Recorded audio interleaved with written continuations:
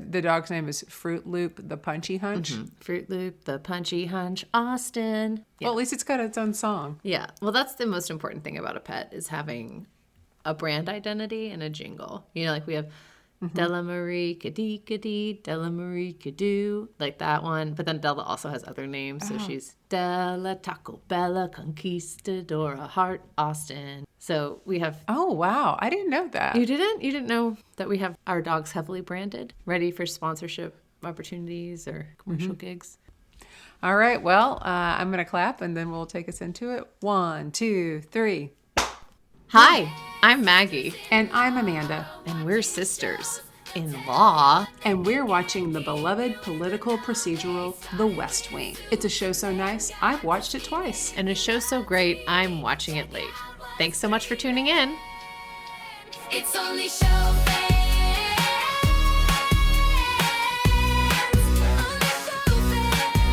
Only show fans. Only show fans. This is The West Wing, Season 1, Episodes 21 and 22, and Season 2, Episodes 1 and 2. These 4 episodes could have been an entire show, like an entire series. The most intense episodes of the whole show so far. Mm-hmm. And I have to tell you, I thought that episodes 1 and 2 of season 2 were the finale of season 1. And I was like, we're really ending on a literal bang. This is crazy. Mm-hmm. But it actually ended on the cliffhanger. Yeah. And I just couldn't stop. I just kept watching. I didn't stop. I couldn't stop, Amanda. I could not stop myself from keeping going. You're going to be so shocked, and so are our listeners, when I tell you at the end of this episode the fun facts, the interesting things about these 4 episodes, particularly that season finale and rolling into season 2. When I read them, oh my gosh. I hate a cliffhanger. Tell me now. I know. No. Let's get through it, and then we'll get to it. Ugh. Okay, right, well, I'm going to go fast. I'm going to improvise a brief here because I have not written one, and for that I apologize. So this is going to be off the cuff. These 4 episodes require a brief that should be short. But I have to say, you could just take me to court because I have a lot to say about what we saw, and it makes me wonder who's really in charge of the law. Because lots of our favorites were harmed and in the line of fire, and some of their injuries were serious and dire. It makes you wonder. It does, period. It makes you wonder. That's it. It makes you wonder. That's it. It does. You know, in my head, I was like, I'm going to be able to improvise a really good brief because these are some of my favorite episodes of this entire series. There are some other ones coming up that you're going to be like, oh my gosh. But these are so intense. And I watched, the very first time I watched this, because I was like breaking it up in chunks, I watched what we watched and then kept going. I think I watched 6 episodes because I couldn't get enough. Not only of how intense it was, I also loved how the story of them was unfolding. Oh my gosh. Yes. The flashbacks. I don't like to call them flashbacks because I know that's what they are, but it feels like it was done so much more intentional than just a flashback. Like it was truly creating. Yeah, it was really great. I love how you called it, instead of a flashback, the story of them unfolding. Yes. Is that what you said? It's like just so poetic, Amanda. Well, I have to make up for that shit brief I just wrote. You really on the spot. You really shit your pants on the brief, but you got a great, eloquent way to describe flashbacks. No, Thank you. Sometimes I can pull it off. Yeah, that was really. I love flashbacks from when we did Suits, not Suits LA. That was too heavy-handed. These flashbacks were so elegantly draped through the episode as we're watching everyone recover from a really traumatic event. Of course, we want to get back to who they were before when this was all starting. Of course, we want to see that. And it felt like so natural to just deepen these characters and give us so much more depth to them. I know. Oh my gosh. What a dream team. Ooh, I can't wait to hear what you have to say. And then I'll say a couple of things, I'll give my little hot takes. And then I just have to say, I have some real treats for you about this. And I need to pause real quick to get a little bit of my Medicine. liter of Coca-Cola today. It's just so big, Amanda. It's so big. It's just- Well, I got it at the gas station. it's like a 40. It was like a 40 of Coke. When I picked it up, I was like, that feels heavy. And then I got in the car, I was like, oh, well, that is 33.8 fluid ounces of Coke. It's like a little bit flat because I opened it yesterday. Mm-hmm. And I like that. I like it flat too. It's juice. I like a real Coke that's just a day flat. Yeah.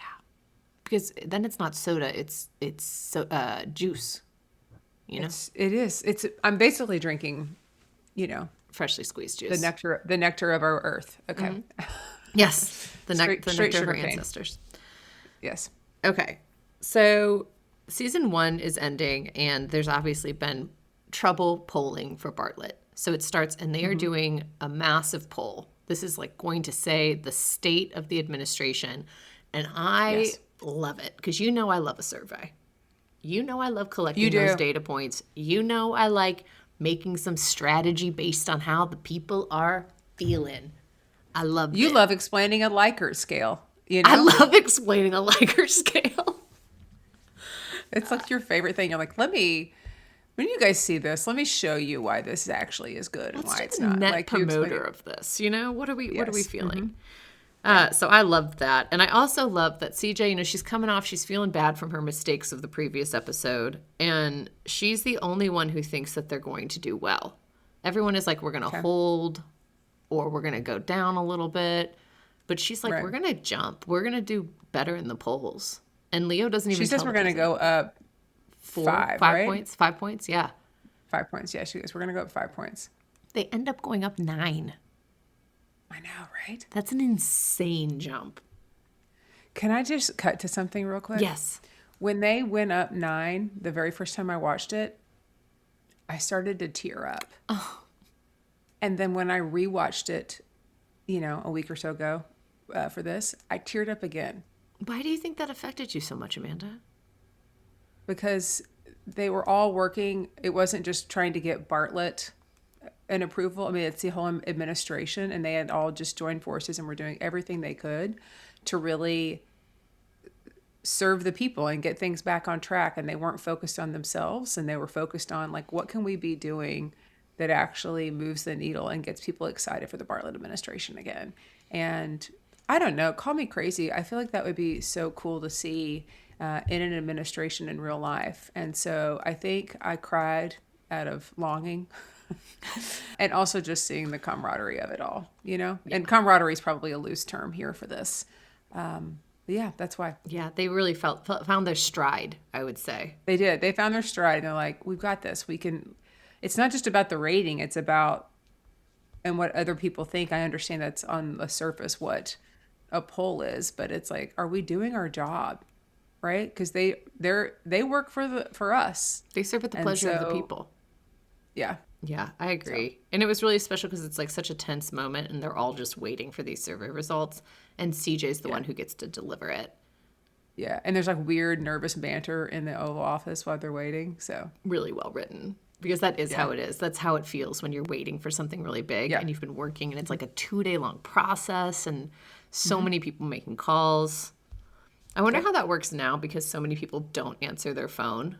I've gotten texts like, do you vote this way before? And I'll respond to those. But I just got a call asking if I would support my rep. And I do. I'm going to vote for my rep. But the person who was calling, I couldn't understand the name she said. It didn't sound like the name of my rep. So I was like, I don't know. I'm going to have to like look more into that election. And then she's like, okay, well, here's the website. And I was like, oh, no, that's who I'm supporting. But she kind of mumbled it a little bit. I was like, you have to speak really clearly when you're calling people. It's a hard job, thankless job. But look at the joy it brings us watching it. I also, in this, noticed... This was specifically in Toby's office, but I've noticed it in other offices too. They all have so much stuff, like so many books and papers and folders and knickknacks and art on the wall. Like they're very full Maximalist. And I really appreciate it because I feel like now on shows and things, it's like the set design is supposed to be sleek. It's supposed to be like, sure, there's things, but they're all in like order. You know what I mean? Like in All's Fair. All's fair, for example. Right? And that's not actually how people are working. Even in Suits, it was like that. Now, Harvey's office had a lot in it, but it was well organized. It was also like triple the size, so he had room to spread out. But he had like a lot of stuff on his shelves and everything. So but it was so and there were some stacks of paper sometimes. It was clean, yeah. I mean, that's a private law firm where the budget is crazy. Like they're not that they're not cleaning the White House, but in the West Wing, but I don't know. I feel like that's probably what it looks like. Yeah, because they're working so late too, and you do need to have access to your papers, and you have all your references, and it's basically your home. You're living there. But I was like, gosh, I feel like when I think about the early 2000s, that's how people's homes were too. Usually, like things are just like that's what we live here, and I just feel like now it's so Instagram ready for everything that you don't get to really see what people's lives are. Yeah, I think I like it because I like that look. I think the we live here versus like dirty is different, but we don't see that. Like it's not a dirty place. Like they don't have like so that's good. Yeah. So I like the, we live here. They have the stacks, like their stuff is out. They're working. They're living there. Yeah. I don't know. I just really noticed it in this episode. Speaking of Toby, who knew he had a brother? Well, he almost forgot about his brother. Relatable. Because today's my brother's birthday and I almost forgot about it. Do you want to go ahead and sing Happy Birthday to William right now? Yeah. Happy birthday to you. Happy birthday to you. Woo! Happy birthday, dear William. Happy birthday to you. Happy birthday to you. That's a hard song to sing. Anymore. Well, I didn't chime in until the end because sometimes our audio is behind each other, and editing that while these are separate tracks is kind of a bitch. And so I'm going to do that, though, for you, William, just to make sure. Yeah. Don't forget to like, subscribe, and leave a review. Yeah. No, but that's a really hard song to sing. I remember you had to sing that for like select choir audition. Oh, yeah, all of them. And it's like, wow, that's a hard song to sing. Well, if you were going to go and audition for something now and you couldn't sing Happy Birthday, what would you sing? Well, I wouldn't sing Happy Birthday because I think that's too hard. I would sing Amazing Grace. Okay. What would you sing? Never heard you sing it. Well, when I was in theater camp in the summers and even in middle school, and they said you can sing Happy Birthday or something else. Do you know what my something else was? Bippity boppity boo. Sing it, sing it, sing it. No, I'm good. I just rapped Supersonic It's mostly in the last episode for those who missed it. Yeah. Is it mostly a spoken song? Kalamazoo, da, da, da, da, da. Hang on just one second. For the viewers, we're getting a FaceTime from your husband, my brother. Oh. Oh. She's recording with mommy. Hey, what's up, buddy? Oh, that's my child. Yeah, it's okay. We can pause. Oh, it's all right. He wanted to say hi. Hi. Hey, I'm coming up for your birthday party. Good. Are you excited? Yeah. I heard we're going to do some fun things at your birthday party. I can't wait to help. Do you want me to wear a costume?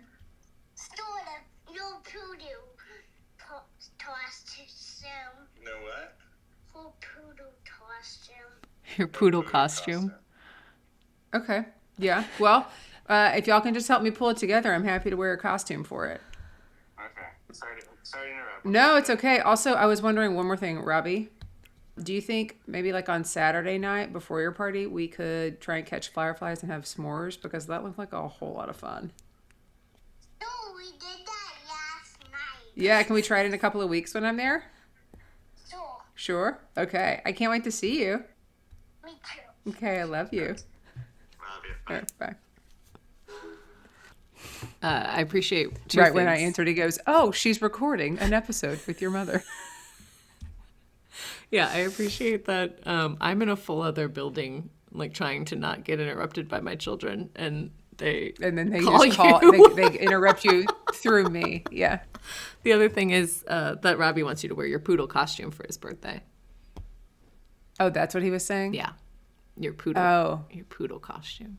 Oh my gosh, I cannot fit that costume back.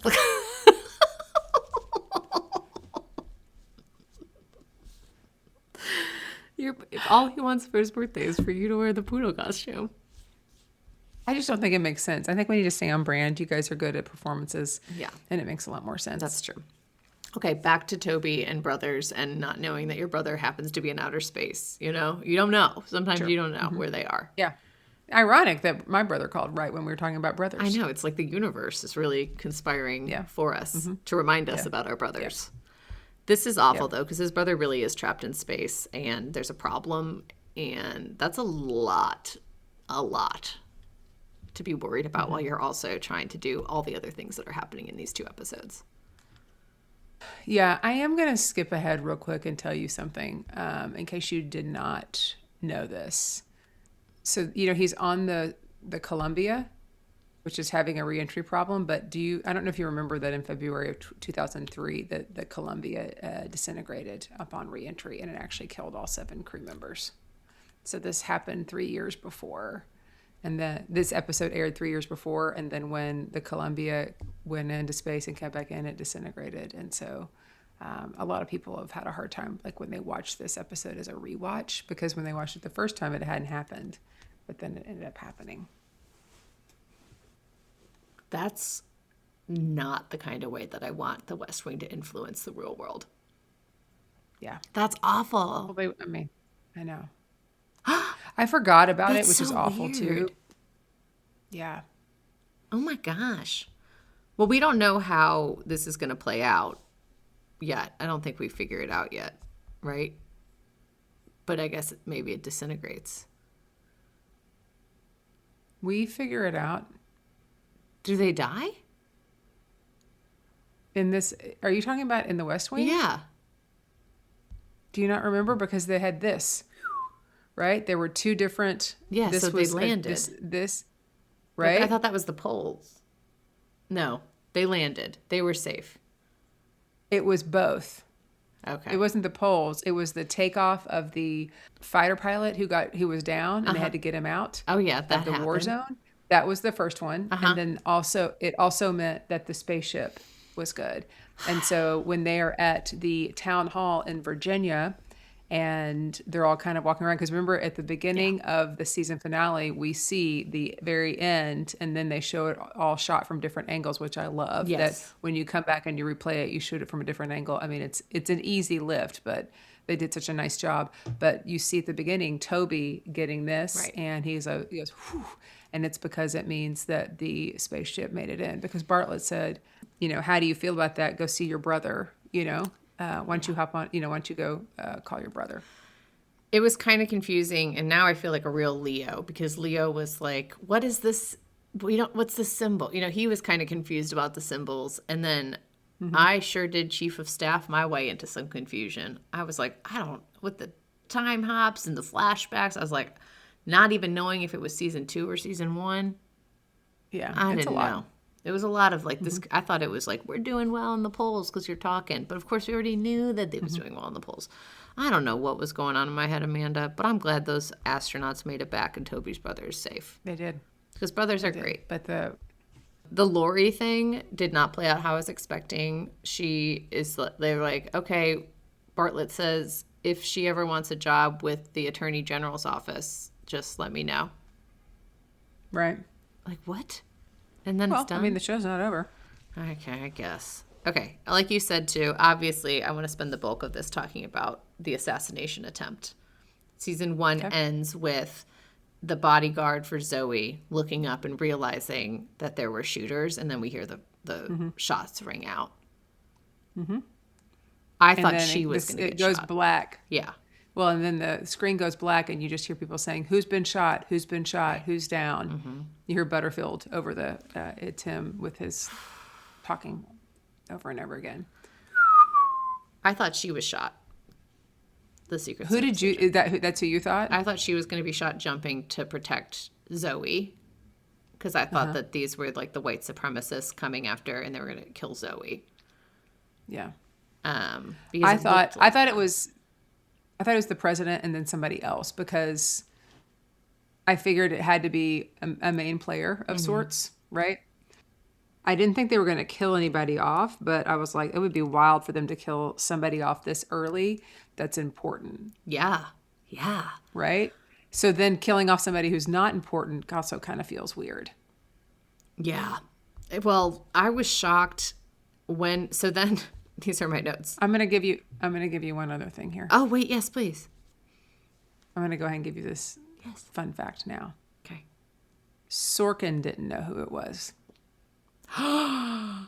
He just knew someone got shot. He hadn't decided, so they just filmed a whole bunch of coverage so that he could think of it on it over the summer before they came back, because he didn't know who it should be, but he had been like planting the seed and knew there was going to be an assassination attempt, but he didn't know who was going to actually get shot. And so he decided it would be Josh, and then they had to come back to the scene and film more coverage because he had decided it was Josh, so they needed it to be Josh and have that footage of him there. So, yeah, so that was not shot in one fell swoop because Sorkin didn't know. And I think it's worth noting that this was a really big show and had a really big budget from the network, and to run that fast and loose for Sorkin to be like, I'm not sure who it is. We're probably going to have to go back and film twice because I won't have enough coverage. And make Isn't it that look crazy? exactly the same as Crazy, too. Like, how Yeah. wild. Because that's, I think, Yeah, why 'cause I thought it was all part of season 1, because it's the same scene. It's not like Yes. time hopping or anything. Like, even these episodes time hop so much. But this is like, these 4 episodes take They place just pick right back up. Yeah, yeah. in one day, you know? That's wild. I was shocked it was Josh. I was also shocked the president's in the car, in like the Oh my SUV, gosh. in the limo, and he's talking to the Secret Service agent, and he's like, you need to go to the hospital for your hand. And then he's like, I can't believe Right. Zoe's throwing up back there. I want to go check on her. Turns out he's been shot. Because blood starts coming from his mouth. And then Butterfield's like, Mr. President, like, and pulls him over, turns him over and sees. And how quick the hospital has to gosh. turn it around. What an episode of The Well, when Pit. she gets that call on the red phone, right? It wasn't very much an episode of Pitt, but when she gets that call on the red phone, it's just like, I do not have time if this is a drill. They're like, this is not a drill. And then whew, those cars pull right in. Dude.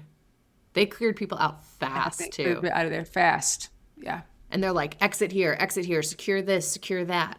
Damn. I mean, it's really impressive to watch that, like how they know where everything is. And that's 25, 26 years ago with the amount of technology and the information we have now, how they're able to, like, in 2 seconds, walk into a building and know in 25 feet from here, there's a door and it heads this way. You know, it's Yeah. just, it's incredible. To be able to coordinate that many people that fast. I think it's also, though, very clear because they have such distinct marching orders. And I think that makes it easier, too, Yes. right? It's like, I'm the person who goes in and tells you where to go for the exit. It's like, I listen to where you tell Yes. me, and then I stand there and I do XYZ thing. Like, it's everyone Yes. knows exactly what they need to do. Well-oiled machine. Yeah. It's like dogs who want training from their owners. Like they need to be told what to do. That's a good reminder as we go to pick up Fruit Loop the Punchy Hunch. Thank you. The dog needs discipline. Letting it just roam freely. Nope. It should be like 80% discipline and then 20% it can have fun. The 80-20 rule. Like the dog needs discipline. It's looking to you for direction, Maggie. I'm the alpha. And the kids. And it's got to be the same, Same direction commands. from all 5 of you. Yeah. We're going to be a well-oiled machine. This Fruit Loop's going to be the Secret Service of dogs. People are going to be can't like, wait. I can't believe how well-behaved Fruit Loop the Punchy Hunch is. What an incredible working dog he is. Yeah. Yes. We've gone with a lap dog. So Yeah. also kind of crazy that there wasn't a cover, and the press is really picking up on this. CJ has to go deliver press briefings, even though she has just been in a crazy traumatic event, which is just like, oh my gosh, like there's no one to back up. The work still needs to happen. And she's in this horrible trauma, and she's talking, and the press is like, why wasn't there a canopy? And the reason there's not a canopy is because Toby wrote the memo to the Secret Service saying he doesn't want to feel confined. President Bartlett doesn't want to be under a canopy. But Secret Service is like, we're going to take the metaphorical bullet for this, and we're just going to say we don't comment on security. We're not going to say that you wrote the memo. You're not taking the blame for this. Wow. I know. That's so big of them. They're important people. What a moral code they're abiding by. Mm-hmm. Also, as we head into season 2, something that's smaller, because I want to talk about all of that stuff. I noticed that Donna's in the credits. She's going to be a major player, huh? She is in these 2 episodes, yeah. She's important. We even see her backstory, because love a flashback. She was like 700 different majors, which I appreciate. Mm-hmm. Dropped out to support her pre-med boyfriend, who then dumped her. And she's like, I have to make something of myself. And she finds her way into the Bartlett campaign office. And she becomes Josh Lyman's chief of staff just because she picks up the phone. And she's like, I am going to do this. And she is determined and she has no shame. And you go, girl. You do it. So what's interesting is that another fun fact, I'm just going to pepper these through please. as they come up. Because of that scene and because of that backstory, a lot of people over the years at different like West Wing, events and panels and everything have come up and said to people, and Allison Janney has specifically called it out, that on a lot of people got their jobs on a campaign and thus in an administration because they followed that Donna Moss rule. They just went in and did what she did. They just walked in and said, I'm here to work, and just started working and worked their way into a campaign and then ultimately an administration. So I think that's really interesting that they didn't just like wait to get hired and submit an application. They just went in and did it, which I think is kind of how you should do everything in life. Like if you're waiting for somebody to hand it to you, it's not going to be handed to you. Nobody cares. You have to act like it's yours already, right? Like act like it's already there. And I think that's also a unique place you can do that, because you can't just walk into like a restaurant and start serving food, or you can't just walk into an office and start answering phones. But when it's a campaign and it's all volunteers, it is like you literally can just start doing the job. Yeah. But you just go in there and like, she kind of gave herself a promotion. It was like Josh Lyman's assistant, right? Yeah. Automatically. And he's so sweet. It was interesting too, like the history with Josh and Sam and how they had been on the Hill together. I loved that. Sam is now basically working for Harvey Specter in a high-rise tower, fighting for the bad guys, and then he just can't. Yeah. Like his moral code won't let him, and he's excited because Josh is excited about Bartlett. Because Josh is working for Hoynes. He's working the VP. This is when Right, which we got a taste of that when they went on their meeting, which was actually a run at 2:00 in the afternoon, which I was like, oh my gosh, can you imagine? If I was a runner and I was a politician, I would do that to people on the other side. I'd be like, I'll meet you at this time, and you can come, or you can come with me to my Soul Cycle class. I would start or come with me to a tap class. Yeah. Yeah, come with me to my tap class. But so we knew a little bit about it then, but this is like really we see it actually in action. And I love that scene so much when he is soaking wet and he shows up back to Sam's office again and knocks on the window, and he's like, see my face? And Sam's like, I'm going to New Hampshire. I'm getting out of here. I gotta go. And then CJ, her job, she back then was making $550,000 a year. And that's, 26 years ago, and being a publicist and working in a PR firm in Hollywood. Yeah, which I did note was surprising, because when they do that Hollywood fundraiser in season 1, she gets approached to do development, and she goes, what is that? Like, I have no idea. And I was like, you know what development is, because you were in PR for films, so you have to know what that is. That felt like a little like, wait, you worked in Hollywood, but you didn't know? But they didn't know that. Maybe Sorkin didn't know it. If he didn't know who was going to get shot, he may not have known CJ's backstory. That's true. But it was like, you already put her in Hollywood and she didn't know anyone at the party. Like, you'd think she would be like, oh my gosh, it's my old friends. Mm-hmm. Yeah. We're back in LA. She was making a lot of money. And then she got fired because she didn't get this head of a studio on a list in LA. And that felt so LA. So LA. So LA. Like, I've dropped 3 spaces on a top 30 list of most powerful people, and it's like, this list literally doesn't matter. It's not actually important. It does not matter at all. Yeah. Okay, back to everyone getting shot and how scary this is. because we know the president also has MS, but no one else knows that. But I was surprised that the First Lady said there are 14 people that know it. Well, they have 3 daughters, and then they have Leo, and then they have the vice president knows, and then they have probably her, so that's 6. And then the rest is probably his medical team. That's true. Because you don't just have one, like when you've got that, there are other, specialists that are like ancillary to your, primary care physician and whoever is managing your MS. So And I'm probably guessing, his medical team. I'm guessing they had to tell the anesthesiologist because that affects the dosage. 100%. And she tells him like never lie about your medical history.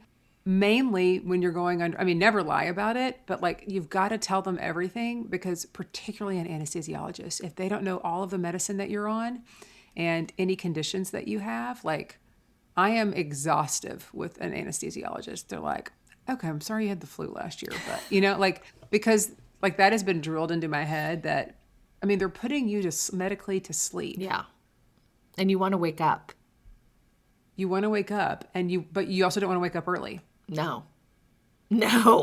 Okay, wait. Which would be worse? Not waking up or waking up early? Well, I think you'd only know one of them. I would almost rather not wake up than wake up early and see what they're doing to me and have to live with that forever. Oh my gosh.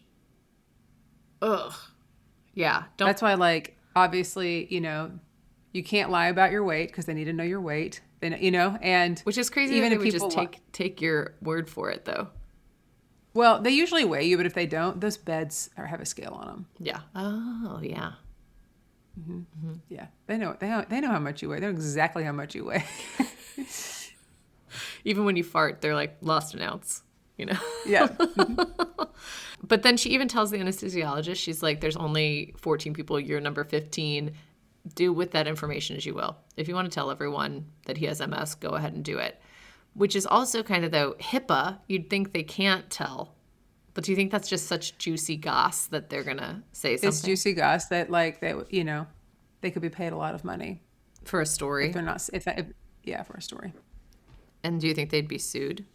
If they could take it back to who knows, right?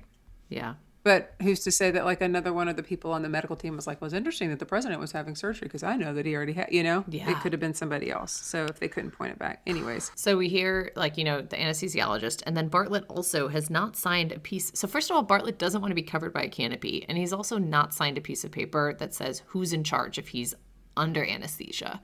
If he is, like, incapacitated, who's in charge. This is a problem. Because this is kind of a big job. It's not like, oh, we'll just figure it out. It's like, no. Major decisions have to be made. Are we going to, like, deploy the military? Are we going to hold off? Like, what, they're in the situation room, and it's like no one knows who the actual decision maker is in these different pieces. Like, they all kind of have a different opinion. But they brought Hoynes in. So it's like they knew that it should be Hoynes, but there really wasn't a piece of paper saying that it was Hoynes. Right. And so without that piece of paper, Hoynes comes, right. And so Hoynes is in there making the decision, and he does not listen to the National Security Advisor. Instead, listens to Leo. Yeah. I would do the same, though. I would listen to Leo. I was like, the president's probably going to listen to Leo. Leo's running the country. Leo runs the country. I would definitely do that. I don't know if it's going to bite him in the ass, but that's what I would. I was like, that's the right move. Don't make a huge decision that's against what the president's chief advisor is saying. Like, Leo is the person who the president listens to the most. He has the most context on this, besides, obviously, the national security advisor. But get your ducks in a row. Sign the papers, I know. When you're the president. I understand if you're just some Joe Schmo on the street and you're like, I don't know. Yeah. But the president of the United States. Y'all will figure it out. Right. That's got to be day one, action one. I also love Toby's flashback, how he thinks he's going to get fired, and he's at a bar drinking, and he's just like, I have never won an election. He's just such an Eeyore. He's never won anything, but he is the one person that does not get fired from the staff. Leo keeps him, hires Lyman, hires Sam, hires CJ, who Toby actually hires CJ. He flies out to LA and gets her. Yeah. So they all have, like, these loose connections, but Leo's the one assembling this dream team, and he's cutting all the New Hampshire bros that have been advising Bartlett as a governor. He's like, goodbye. You're all gone. Yeah.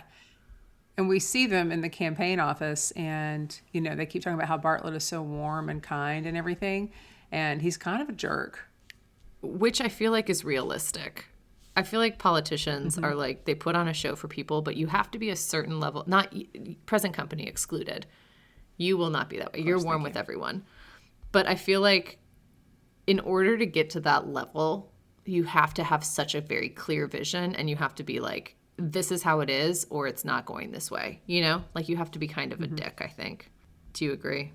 To an extent. I think being a dick kind of takes it to the next level. I think you can be really firm and stand your ground, but you don't have to be a dick. Like a dick is just like being rude for the sake of being rude to get something done. And I think if you are firm, stand your ground, and let people know you mean business, that's very different than like, I'm going to be rude for the sake of being rude. That's fair. That's fair. Also, I used to do that all the time. That was my MO. It's like, I'm just going to be rude so I can get things done. Because I was so frustrated when I couldn't get things done when I was polite. And sometimes you got to bust that out. And you know what? There's so much stakes and so much pressure when you're in a situation like this, or like you're running for president, or you're running a business. When you're in charge of things and it's like you're the face of it, sometimes you got to be a little like, get your shit together. Something else that I actually had known, because I don't know if you know this, I posted on TikTok and Instagram a reel of our top 5 favorite presidents, and it was all Josiah Jed Bartlett. So I Googled, and I was like, I want to make sure I'm spelling it right. I was like looking for pictures, and I actually spelled Bartlett Bartlett. And there's the Josiah Bartlett that I think they're talking about, who was a New Hampshire congressman during the like before the United States was even formed. Like it was. Oh. Do you know that? This guy. His name's Josiah Bartlett. Wow. Yeah. So I found him and I was like, whoa, is this? And he's from New Hampshire. He was a physician, a congressman, judge, and state president, and then a state governor representing New Hampshire. Wow. We'll have to do some deep dive and figure out if there was any tie to that or any inspiration for Sorkin. I feel like that's where the name comes from. And then they talk a lot about how like he's from this family of New Hampshire. Yes. Basically royalty. And so I was royalty. Like, that's interesting that his name is the same as this guy. Spelled different though. 1 T versus 2 T's. So it is a little space for fiction. But the fact that he's a physician and Dr. Bartlett, I was like, I think that there had to be some inspiration. Sorkin was just looking up names of old politicians in random states, and he was like, this guy, Jed Bartlett, is going to be the name. So good. So good. Last piece of things that I have to talk about is the fact that it was not the president who was the target. It was not Zoe who was the target. It was our very sweet and lovable Charlie who was the target. Which for a character who was added late because of criticisms of diversity of the cast, boy, has he made an impact on plot. Holy moly. Yeah. It's also a lot to be 21 years old and find that out. Yeah. That's huge. This poor guy, Charlie's had a hard life. He has had a hard life. And he keeps showing up every day doing the work for the president. For a job he didn't even want. I know. At first. He just wanted to be a little bike messenger. Yeah. But although he was excited when Bartlett used his information, like he was excited when he used it in the town hall. So it's like he's been bit by the bug on one end, but he's also facing some really serious, crazy consequences of just existing on the other end. Those are the things that I have before you pepper me with this information that I've been waiting for with bated breath with Bartlett. Well, a lot of it I've already told you, but here's a couple of things. Georgia Fox is the actor who plays Zoe's bodyguard, right? She's the bodyguard. She's Secret Service. During the final shot of What Kind of Day Has It Been, which is season finale, one of the limousines drove over her leg. Okay. And she kept working the scene until the driver ran to Sorkin and told him. And so she was rushed to the hospital, treated for a broken foot, and then she came back to set. And Sorkin says that she apologized to him and said she had missed her mark. Oh my gosh. Well, I would quit. But she's back for season 2 for the first couple episodes. Yeah, she was also in 15 seasons of CSI. Yeah, she did well for herself on CSI. That's crazy. I wonder Yeah. if that inspired him to write Bartlett, just continuing on and not even acknowledging that he was shot. Mm-hmm. You know, like in the chaos of everything, just continuing and trying to Yeah. do your job. Oof. It was senior year homecoming. And my friend Chandani was driving. So we go get in the car and we got to pick up this guy, Bobby. Okay. And we're late. We're late for the game because we've spent a lot of time painting our faces for homecoming in face paint that would not actually come off. I had half of a maroon beard for a long time. We're driving and Chandani goes, she rolls down the window. She's like, get in the car, Bobby. And he goes to open the door and she starts to move the car. She runs over Bobby's foot. Bobby's like, you ran over my foot. And she goes, just get in the car. We're late. And so he just gets in the car and he goes, you ran over my foot. And she's like, we're running late. Come on. And Chandani. we just went to the game. His foot was fine. He got run over it was just a small car, but it was like, this is serious. Sometimes you get your foot run over and you have to continue the scene. Sometimes you get your foot run over and you have to get in the car because it's homecoming senior year. Okay? Yeah. Get in the car, Bobby. Get in the car, Bobby. We're going. Gosh. We're going to the game. Get in the car, Bobby. Get in the We car. gotta go to the game. We're running late. Come on, Get Bobby. in the car, Bobby. Your face isn't even painted. Why are you late? You know? Oh my gosh, that is so funny. Yeah. Okay. What else? Couple of things. I've already peppered in a few things. Let's see here. In the Shadow of Two Gunmen, which is the beginning of the, Sorkin won a Emmy for outstanding writing for a drama series. Oh, another thing that I'm going to have to fact check this, like triple fact check it, because I have quoted this, but there is a quote that Bartlett says that decisions are made by those who show up. Yeah. And I've also heard the quote as the world is run by the people who show up. And they're saying that entered the lexicon and the zeitgeist after Bartlett said that. And Really? I thought that was like a way old quote. So I'm going to double check this because that's fascinating to me if it's that recent. He's not But wrong. it's true. I used to say this a lot at DCH because people would come to these town halls that we would have, and then, and they would come and participate and ask questions. And then we would say, if you can't come, at least submit your question. And then also questions are asked live there. That's why you come, because we might say something. You think, oh, now I have a question. And they're like, well, I didn't even get to say anything. I'm like, well, you weren't here to voice what you had to say or ask a question. I mean, like, the world is run by the people who show up. It's true. Make the time. Right? I don't know. I thought that was fascinating that that's such a young quote. Yeah. Okay. Oh, also kind of worth noting, I don't really know why it's in my fun facts this week, but Bradley Whitford originally auditioned for Sam Seaborn, and Sorkin refused to cast him. And Whitford started campaigning for the Josh Lyman role for like months. He kept saying, I want this role, and he kept going back to Sorkin. And Sorkin said he wrote a lot of season 1 and 2, and the ideas of 2 with Bradley Whitford in mind, but he wanted him to work for it, which is kind of like a little bit of a jerk move. Sorkin rather is than kind just of a giving dick. it to him. I know, right? So I thought that was interesting that he was supposed to be Sam Seaborn. So that makes me ask you, a little depo here, how would you feel if Bradley Whitford was playing the character of Sam Seaborn? I think I'd like him Would better. you feel the same? Because here's the So thing. you actually don't Rob Lowe. No, this is the difference. I think that the way Bradley Whitford plays all of his characters is just so endearing. And I think the way Rob Lowe I plays know. all of his characters is like a little neurotic, right? Like he brings a neurotic energy to the character, and it's like very straight-laced and very good, but he's not like a soft guy. He's not like a soft player. Yeah. And Josh Lyman is like, there was like this moment where it was like, I don't even remember what the line was. They were like, oh, I'm surprised you're not married. And he's just like, well, take a good look or something. He just like says things that are just so... Off the cuff, yeah. The way he delivers it too is just like, like it just like rolls off his shoulder, It's not like a hit to him. And so I feel like he's just so self-assured as a character, no matter what he's a bad guy. He plays bad guys sometimes, and I still love him. Bradley Whitford just brings something about the way that he performs that is so gosh darn lovable. Same with CJ Craig, like her, who is her, what's her name? Oh, Allison Allison Janney. Oh, She's also just like delivers things in a way that just feel like a real person, a lovable real person.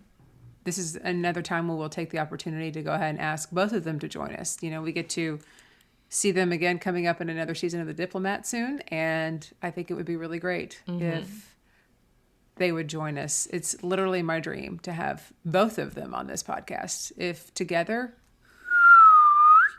Would you be so I might have disappointed if you have them on or we have them on and then they're like not at all like this is all an act. Like they're incredible actors and so we think that we're getting this authentic performance of these characters because they must be the most authentic people and then they come on the podcast and they're so stiff and so like what's my line? And it's like, "What? Who are you?" Like you're no.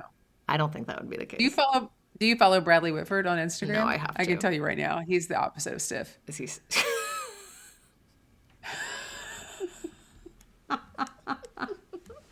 Sorry, Brad.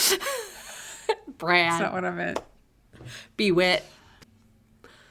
And that's about it. Those are, I think that's, because I peppered in a lot of this other stuff. That's earlier, wild. like the Columbia, but also the him not knowing who was going to be shot, Georgia getting run over. Let's see, decisions are made by the people who show up. Donna answering the phone. That's how people got their jobs. There's a couple of other things in here, but they do foreshadow into later on in season 2, so I'm not going to say it. No, don't want to But hear I am curious because we've been running for a bit on this one. We knew this would be a longer episode. What your predictions are for the next 4 episodes? Well, let's hop in a limousine and I'll run over some feet on my way to Prediction Town. Get in, Bobby. Okay, here's my predictions. Last episode, I was like, I don't know if Charlie and Zoe are going to make it. And some might think this episode is going to be too much trauma and it's going to break them apart. They're not going to be able to wrestle with this. This is a huge honking thing for them to deal with as such young people. I actually think that it's going to bond them, not break them. I think that this is going to be like, we're dealing with a lot of things, but for some reason we just can't quit each other. And now this is also like the sunken cost fallacy, right? Of like, we've put so much into this and we've dealt with so much that we actually can't break up ever. Like we've gone through so much adversity. So I don't know. That's a pretty bold prediction. It's kind of against my gut, but sometimes I think I got to go against my gut on it. Okay. I think that Bartlett's polls are going to skyrocket because of the assassination attempt. But then I think that the MS is going to get leaked, and then I think people are going to feel lied to. And I think that they're going to be like, he's not an honest person. How can he lead? He's got this illness, and then it's going to tank, and he's going to have to dig his way up. I think that'll happen right before the midterms, because we still have the midterm elections, right? So it's going to be like, whoa, unforeseen popularity, like insane, nothing can touch Bartlett, and then the MS is going to drop, and then it's going to be like, whoa, we don't know anything about him, which isn't really fair, because I think medical stuff is not really anyone's business, but I understand it's the president and people want to know. This is just a pie in the sky thing, but we started season 1 with gun reform, and I think because this is a fictional story, they will pass even stricter gun reform because of the assassination attempt. Okay. Because it was kind of like, this is a loosey-goosey, not really getting much done with the gun reform. And now I think that because, again, this is fictional, this isn't real. And so while that makes sense that something would happen like that, I think it can only happen in a fictional world. Okay. Those are my predictions. Okay. Those are great predictions. I can't confirm or deny any of them, but I can't wait for you to watch the next 4 episodes. Oh, I'm so nervous. And then we'll record those at our Pennsylvania studio. Yes, can't wait to see you. I know, it's going to be so fun. Thanks so much for tuning in. You can check us out on Instagram, TikTok, and YouTube. You can listen to us on Apple, Spotify, or anywhere else you get your podcast. And don't forget to like, subscribe, and leave a review. And if you don't know what to say in your review, you can say, this show is a gas even when the girls have brain farts. Great. 5 stars. 5 stars.